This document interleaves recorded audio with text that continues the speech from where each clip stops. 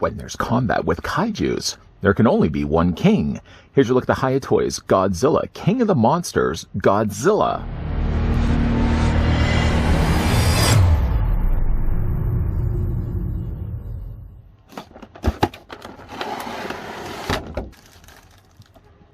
Monarch believes Godzilla and some other titans to be benevolent and is against killing them. When Alan Jonah and his men steal an orca and awaken Monster Zero, they are unable to stop it from being unleashed. After it awakens many of the other dormant titans around the globe and bends them to his will.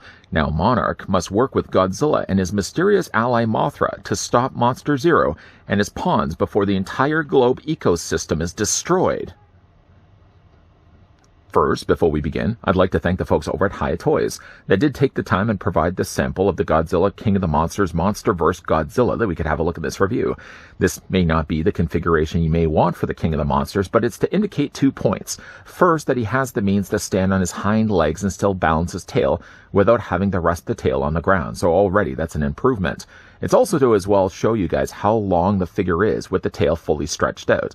Now, I could have easily also extended the tail probably a little further than this, but at least it gives us an idea of just how long the lizard stands, or at least how long he is. Taking that in consideration from the front of his snout now to the back of his tail, Godzilla is quite impressively a 14-inch long figure, or he's going to be, in this case, about 37.5 centimeters long. Then to how tall he is. Now again, that will only be dictated as to how tall and what configuration you want to have him in. But based on this, at least, to the highest fin I go, you're looking at the figure of Godzilla being, in this case now, 6.5 inches in height, or he's going to be about 16.5 centimeters tall. Now, from what I can see, this seems to be the same Godzilla as the one that we did get before from Hiya Toys for Godzilla vs. Kong. I'm going to just very carefully move back Godzilla here, and I wanted to bring in the one that we got here from King Kong, or Godzilla vs. Kong, to show you that they are, in fact, they look to be exactly the same. One thing, though, is different. I don't know if you can kind of tell between the two, and I'll kind of get in closer comparisons in a second. But the color scheme, though, for the one that we got from Godzilla vs. Kong seems a little bit more notably purple.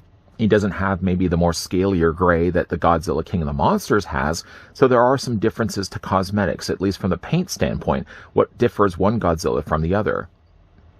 And don't worry, I will bring back the Godzilla vs. Kong Godzilla in a second. First, though, I did want to tell you that there was no assembly that was required for Godzilla. Usually is the case when you ever get a Godzilla from any other figure company. You usually have to take the tail on the end and attach it to the rest of his body. Not the case here at all with Godzilla. Everything was fully assembled, all the individual linked parts to his tail that all continue to move freely, were attached already to the figure. The only thing I did have a problem with, as you probably have already seen, is the fact that the back tail seems to fall off a lot for this version of Godzilla. I don't think it was the case when we looked at the other one before. But while he doesn't necessarily have any accessories to come included with him, I do kind of wish in a way that Hiya Toys could have included like the atomic breath that could have attached to the end of his mouth. Some of the more stylized statued Godzilla figures that they have already released have included usually fire effects that could attach onto the ends of the mouth. Not the case this time around for this version of Godzilla. Though, to again bring back in the original Godzilla, this is only again basing it from the one that we got from the Godzilla vs. Kong, and maybe you may see right away the color change between the two. This one is definitely a darker gray, and it seems to almost have a slightly more purplish tint when you're comparing the two. Other than that, though, it seems to be exactly the same shared bodies from one to the other. As was the case, the original Godzilla vs. Kong you can see it does have an open and closed mouth. So that is something that also gets retained and carried over to this one here. So it seems to only be a case that one is just, again, simply a darker Godzilla than the other. In a way, though, I always really liked the darker color scheme that they went with for the Godzilla vs. Kong. But in also a way, I do like the way that they've now added some additional gray. The gray is now something that makes much more of a prevalent feature here, especially on his undercarriage, for example, that they've added kind of a lighter gray brushed across some of the wrinkled areas, so it helps to bring the details a little more to the foreground. The original Godzilla didn't necessarily have that. All the kind of colors were pretty much still sticking to the same. So this one does have, again, a little more afforded details.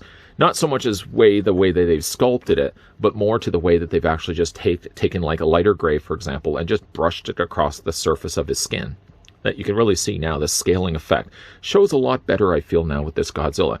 And if you are one that prefers your Godzilla to be more of a grayer King of the Monsters, for example, then maybe you didn't get the chance necessarily to get the one from Godzilla vs. Kong. I think like this one does it maybe a little bit better, kind of more reminiscent of the original Godzilla gray colors. Now, of course, the attention to detail, while still being essentially a carbon copy from the one that we looked at before, is, again, a fantastic rendition of Godzilla. Whether you like this version of Godzilla, now essentially he's a much larger bodied lizard this time around with a much more smaller head, but he has more realistic proportions, and I personally like this design of Godzilla, especially from the King of the Monsters, King Kong versus Godzilla versus Kong, and then the future Godzilla versus Kong movie sequel that we will finally be getting. The mouth does open and close, and just to open this up quickly, you can see that they have sculpted and painted a really nice tongue on the inside of his mouth. Top teeth are featured, smaller teeth are there as well, although they're a little harder to make out. And the eyes, speaking of hard to make out, are a little bit small. They're quite hard to kind of even make out. I will say that's one thing that maybe the Godzilla vs. Kong Godzilla did a little bit better. With the colors already being as dark as they were, I found like the eyes, for example, seemed to stand out a little bit better because they were a little bit brighter. Because now, of course, you're taking the brighter colored pupils and eyeballs, and of course you're mixing them that one with the lighter coloring of the gray. The eyes, in a way, do get a little lost. You can see that they're sculpted, but you can't quite make out the fact that they're painted differently from the rest of the figure's body. Speaking of the rest of the figure's body, of course, the detail, all captured here from Hiya. You've got the larger scales here, starting in small and kind of working their way up to a larger plates that stick out from the tops of his body. All the plates individually sort of look like the bark of a tree. Really, again, nicely sculpted here. They get, of course, progressively bigger as we get to the top of the mountain, and then they get, again, slightly smaller as, again, it goes down to the end of the tail. If we flip this upside down again, like the sculpting of the feet, the sculpting of the body of the figure, not to mention his tiny, tiny little hands, all carry over from the original one that we looked at before. Articulation on this guy being, of course, the fact it is just a carryover mold from the one that we got from Godzilla vs. Kong, will all still retain the same. For the head's articulation, for example, let's just move Godzilla, make sure he's not going to fall over in the process. For this one's articulation, starting first with the head, it does rotate here. I want to make sure I keep a tally of all the articulation points and I don't miss any of them. But he has a head articulated point right here, a ball joint, so you can move the head back and forth this way. We already have established the fact that the mouth does open and close, so that's a nice touch to see. And then he also has a secondary ball joint right here. So one right at the head, one further back from that on the neck, and then he has a series of them after that as well. So he seems to have one, like, not here. This seems to be just a continuation, and this actually just is a sculpt layered on top of one another. So he has one here, one at the base of where his neck attaches to the rest of the body. He's got obviously ones here in his arms as well, so you can hinge those outward. You can rotate them forward, rotate them back. I guess you could almost even rotate them all the way around. And then the figure has a hinge joint here in the elbow. It will allow, of course, the King of the Monsters to be able to bend his elbow. That's good, of course, when he's fighting other kaiju. But you can also rotate the arm forward and back this way as well. The hands also rotate all the way around. Then when we get to the body, the back of the back hind legs, for example, do have ball joints, so they can hinge out. That's probably not the best angle to be looking at Godzilla at, but he does have ball joints that allow at least the back hind legs to hinge outward this way. You can take the legs, you can move them forward, you can move them back. They seem to be pretty tight after this point here, so I don't think you can actually move them any further than where I've kind of stopped right now. Figure has a double hinge on the knee.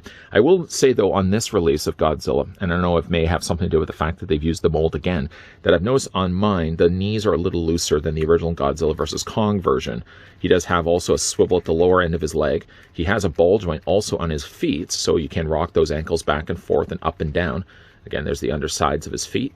And then on the back of the tail, follow along with me. He has a ball joint right here. He has one here, one here, one here, one at the back, one right here. Still follow along with me. And he's also got one right here on the end as well. Again, this is the part right, I think it was right around here, where the tail was prone to popping off. So he has like articulation where it counts, and as already shown you guys already, you can either have obviously Godzilla upright like this, and you can have his head arched back with his mouth opened up. Or what you can also do as well, for the sizing of what this guy is and how big and bulky and how much weight he really does encompass, it was actually, again, really pleasant to see that we could get ourselves a Godzilla. Will I be able to do it this time around? You can't actually get yourself a Godzilla that stands on his hind legs. It's not the easiest thing to do, mind you. But once you get it in place, once you get the tail all sort of compensated and bent just the right way, you can get Godzilla to stand. All this pressure now of saying this, I can actually pull this off effectively. It is, like I said, possible. It's just a little bit of finagling that you have to do in order to get get him to stand properly. What I may just do right now is just bend the knees. We'll kind of put him back in a more straight, upright position when we get to final looks. Speaking of final looks, though, just before we jump over to final looks, once again, we'll bring back in the Godzilla versus King Kong version of Godzilla. And again, like, it's simply just a case of cosmetic rechange. Like, they've just simply painted the figure a little bit different. In one way, I do kind of like the darker color scheme, I think, on the Godzilla versus Kong release of Godzilla. But I do also like the way that the scales look on this release, being the fact they also add a lighter gray. I don't love it 100%. There are a few little things that I'm not as crazy about, while I did appreciate the fact that they did have like sort of a lighter wash around the stomach area of Godzilla. I find maybe it's a tad too light, that maybe it was a better idea sort of just to kind of keep the body, the undercarriage of his body, a little bit darker than the original release. At the end of the day, though, it's essentially the exact same Godzilla, so it's just a case of whether one is available over the other, or if you just want to go out of your way to preferably pick up one color scheme over the other. Some may prefer the darker color scheme that we got with Godzilla vs. Kong. Some, though, might prefer the lighter scaling color scheme, the lighter gray that they've used here for the Godzilla King of the Monsters Godzilla. The choice is entirely yours. And here in the final looks, we've got Godzilla once again back on his hind legs. It is capable of being done. Although, you may have noticed at the end of this review, I had a bit of a struggle to do that. Of course, all the pressure of you guys all watching me do it, with a little bit of time, a little bit of patience, and of course, one crucial thing, having the ankles twisted outright, seems to be the way to best balance this giant lizard so he doesn't topple backwards. Now, of course, if you did want to have Godzilla, say, for example, sitting on his tail, that's obviously quite doable, but unfortunately, the figure doesn't come included with any accessories. Atomic blast effect would have been great to add with this release to also distinguish this one from the earlier looked at Godzilla vs. Kong. We don't get that. Something also, too, with Hiya Toys being a reputable company that's done so well with 3 3/4 inch scale figures that generally have display stands, no display stands found with either this release or the Kong vs. Godzilla release. It would have been nice if they could have included like little ruins of buildings, things that have been destroyed as this guy's battling other kaiju, but sadly not the case. That could also have been one thing that could have fixed some of the problems with getting this guy to balance the way that I've got him right now, by simply just putting holes on the bottoms of his feet. That at least if they didn't include a display stand, for example, you could in fact use a display stand that was released with another Hiya Toys figure. Not the case. Still, though, it boils down to cosmetic changes, whether you prefer more the kind of rustier, sandier, gray look of this version of Godzilla, or you prefer the darker color scheme. It still is, at the end of the day, the exact same mold. So it's just a case of which Godzilla you prefer more. Which one do you prefer more? Do you like the darker color scheme of the Kong vs. Godzilla, or do you like the more lighter gray color scheme that we get here for Godzilla King of the Monsters? Weigh in your thoughts down below in the comments section. In the meantime, though, I'd like to once again thank the folks over at Hiya Toys that did provide the sample of the Godzilla King of the Monsters Godzilla that we had the chance to have a look at in this review. Speaking of reviews, if you enjoyed the one that you just finished watching, why not hit it with a like? If you guys are loving the content you guys are seeing and certainly do want to stick around for more Hiya Toys reviews, rest assured, though, more will be coming your way. But making sure, of course, you're hitting that subscribe button down below and you're turning on the bell notification. As always, guys, thanks for watching. See you guys next time.